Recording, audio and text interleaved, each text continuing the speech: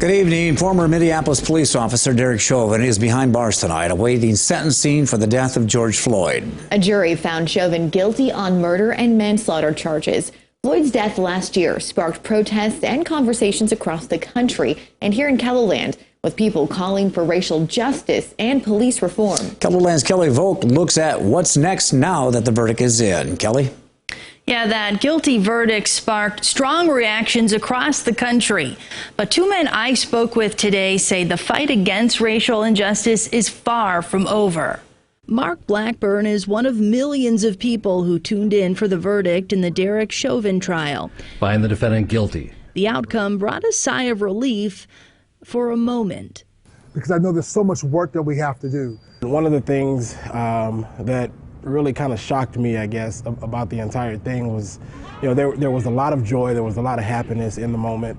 But the conversation really surrounding this was, okay, now the narrative has changed. Well, to me, the narrative hadn't really changed yet, right? This is one instance, it's just one verdict, and so we still have a long way to go in the fight against racism.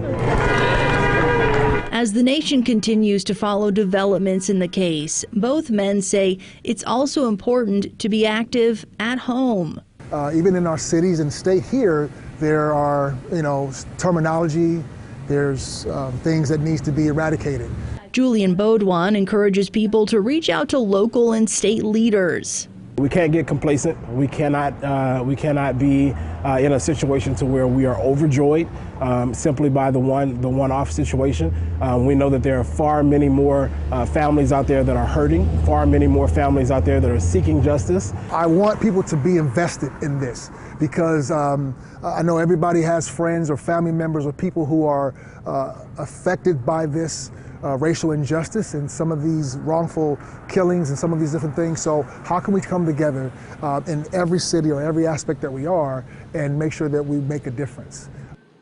Blackburn says other ways for people to get involved include attending community events, seminars, and workshops.